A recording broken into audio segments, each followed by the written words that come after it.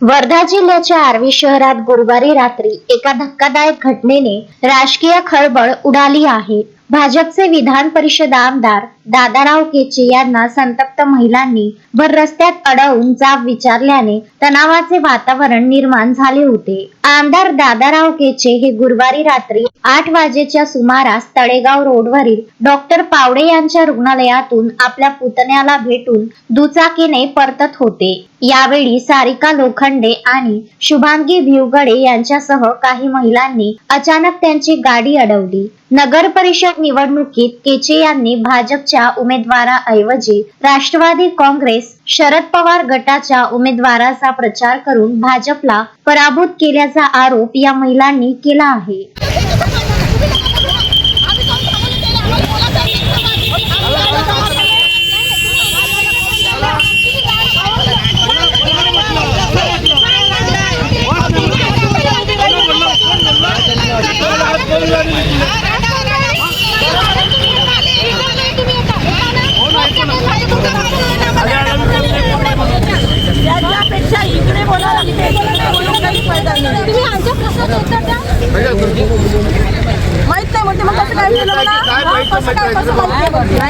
आमच्या घरी फोटो बरोबर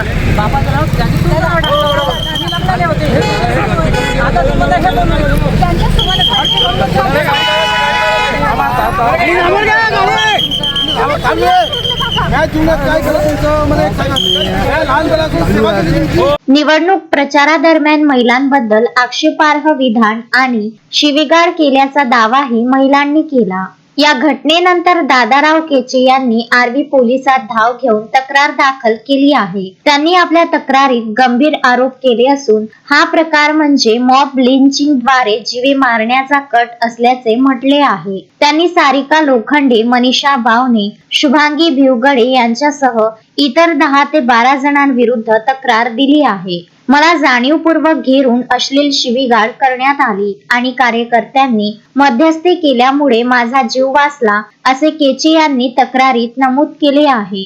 एकंदरीत महाराष्ट्रामध्ये नगरपालिकेच्या निवडणुकीचं बिगुल वाजलं.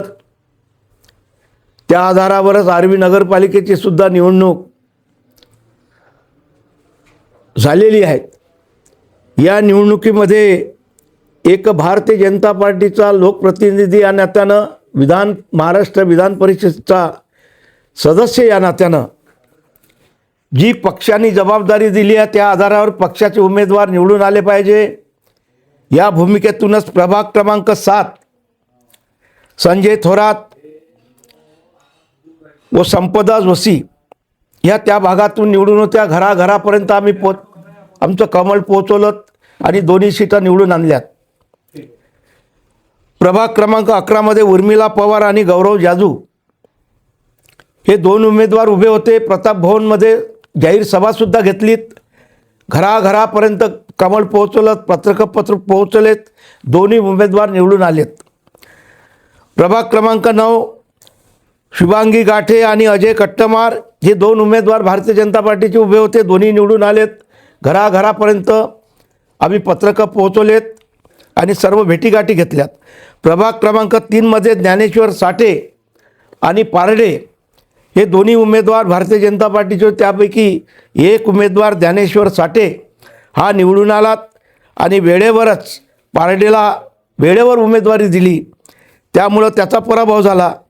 अशा पद्धतीनं आर्वी शहरामध्ये 4 प्रभागामध्ये सारखं फिरून रातचा दिवसाची रात्र करून प्रत्येक उमेदवारासाठी आम्ही घरापर्यंत पोहोचलो, मतदारांना विनवणी केली आणि त्या आधारावरच साधारणतः प्रभाग क्रमांक 7चे 2, प्रभाग क्रमांक 11चे 2, प्रभाग क्रमांक 9चे 2 आणि प्रभाग क्रमांक 3चे 1 असे उमेदवार मी स्वतः विनवणी करून मतदारांना हात जोडून हे उमेदवार निवडून आलेत. ज्या ज्या उमेदवारांनी मला त्या ठिकाणी बोलावलं आहे त्या ठिकाणी आम्ही गेलोत आणि पद्धतशीर रितसर पक्ष म्हणून आम्ही सर्वांचा प्रचार केला आणि चांगलं यश या नगरपालिकेमध्ये साधारणतः 14 नगरसेवक भारतीय जनता पार्टीचे निवडून आलेत आणि नगराध्यक्ष निवडून आलेत. अशा पद्धतीचं पूर्ण बहुमतासह सत्ता त्या ठिकाणी प्रस्थापित झालेली आहे. एवढंच नव्हे तर काही कुटील राजकीय ज्या महिला,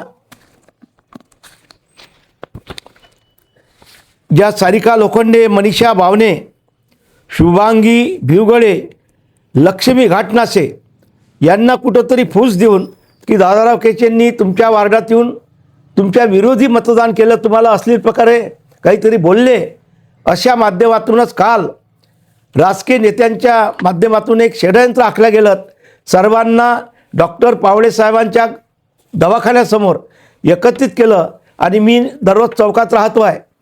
चौकातून माझा पुतण्या काल सिरियस अवस्थेमध्ये डॉक्टर पावळेकडे भरती होता. पावळेकडून मी निघाल्यानंतर मला सडकेपर्यंत येऊ दिलं आणि तिथेच माझी चाबी, गाडीची चाबीसुद्धा घेतली गेली, तिथं अडवलं गेलं आणि अश्लील प्रकारे शिवीगाळ, कधीच माझ्या जीवनामध्ये कोणी शिवीगाळ केलेली नाही. एवढी मोठी शिवीगाळ त्या महिलांनी, एवढ्या महिलांनी केली आहे. त्या माध्यमातूनच त्यांचा रिपोर्टसुद्धा पोलीस स्टेशनला दिलेला आहे. आणि या माध्यमातून असं षडयंत्र केवळ दादाराव केचेचं राजकीय वजन वाढू नये या भावनेतूनच हा षडयंत्राचा हा भाग काल दिसून आलेला आहे. आणि त्या महिलांचा मी या ठिकाणी आणि काल झालेल्या घटनेचा निश्चितच निषेध करतो आहे. रात्री साधारणतः 11च्या दरम्यान तक्रार दिलेली आहे. सगळे पोरं गेलेले, मी तर गेलो नाही. सर्व पोरांच्या माध्यमातून तक्रार दिलेली आहे माझ्या नावाचीच. त्यांचं म्हणणं आहे की मी कुठंतरी शिवीगाळ केली आहे आणि आमच्या विरोधात फिरलेले आहे. असं कधीही घडलं नाही. कोणी त्याचा प्रूफ द्या की दादाराव केचेबा विरोधात मतदान मागितलं आहे म्हणून. त्यांना कोणतरी षडयंत्राचा भाग आहे हा, कोणतरी फूस देऊन तुमच्या विरोधात दादाराव केचे फिरलेले आहे, अशा पद्धतीचं त्यांनी वातावरण निर्माण केलेलं. म्हणून हा प्रकार राजकीय प्रकार घडवण्याचा प्रयत्न काल झालेला आहे. यामध्ये राजकारणातील मोठ्या नेत्यांचा भाग आहे. हा, या महिलांना वेगळ्या पद्धतीनं आम्ही दाखवून हा प्रकार घडवण्याचा प्रयत्न केला.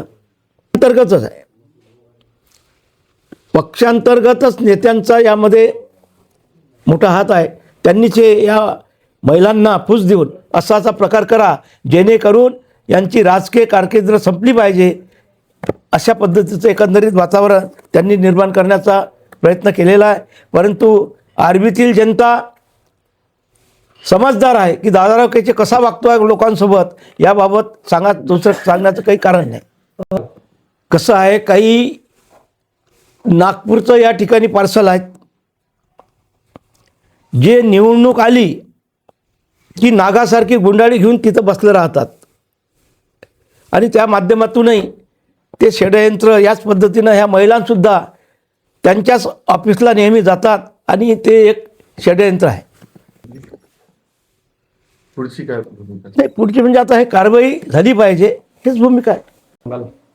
आज काही सर्वपक्षीय एकच नाही, मग त्यामध्ये राष्ट्रवादीसुद्धा आहे, रिपब्लिकन पार्टी आहे, काँग्रेस आहे, ह्या सर्व पक्ष, भारतीय जनता पार्टी, या सर्व पक्षाच्या माध्यमातून आर्वी बंदची हाक सर्व कार्यकर्त्यांनी दिलेली आहे. घटनेची माहिती मिळताच पोलिसांनी तातडीने घटनास्थळी पोहोचून गर्दी पांगवली आणि वाद शांत केला. सध्या केची यांनी आपल्या कुटुंबाच्या संरक्षणाची आणि संबंधित आरोपींना अटक करण्याची मागणी केली आहे. या घटनेमुळे आर्वीतील राजकीय वातावरण चांगलेच तापले आहे. निश्चितच कालची झालेली घटना दुर्दैवी आहे.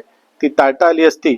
निवडणुकीमध्ये ही निवडणूक कार्यकर्त्यांची होती आणि या कार्यकर्त्यांच्या निवडणुकीमध्ये नेत्यांनी पाठीशी उभं राहावं ही प्रत्येक कार्यकर्त्याची भावना आहे. परंतु काही नेत्यांबद्दल कार्यकर्त्यांमध्ये असंतोष होता, त्याचा उद्रेक झाला.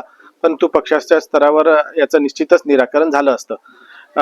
कालच्या या घटनेमुळे काँग्रेस असतील, तुतारी असतील, या पक्षांचे आणि भारतीय जनता पार्टीतील काही नेत्यांची छुपी युती उघड झालेली आहे. आपण पाहू शकता की या नेत्यांच्या समर्थनार्थ काँग्रेस आणि एनसीपी मोर्चे काढत आहेत. हे अत्यंत आश्चर्यकारक आहे. अश्विन शहा, विदर्भ न्यूज, वर्धा. श्रद्धा फैमिली शॉपिंग में जाएंगे हम सभी, साड़ियों की नई डिजाइन देखो यहीं से लाएंगे. श्रद्धा फैमिली शॉपिंग में जाएंगे हम सभी। लेडीज जेंट्स बच्चों की हर फैशन लाएंगे सभी। फैशन के सफर में आप भी आगे ही आगे बढ़ते चलिए, क्योंकि बिजीलैंड का सबसे बड़ा आलीशान भव्य showroom Shraddha family shopping and mall, Busyland complex, Nandgaon Peth, Amravati.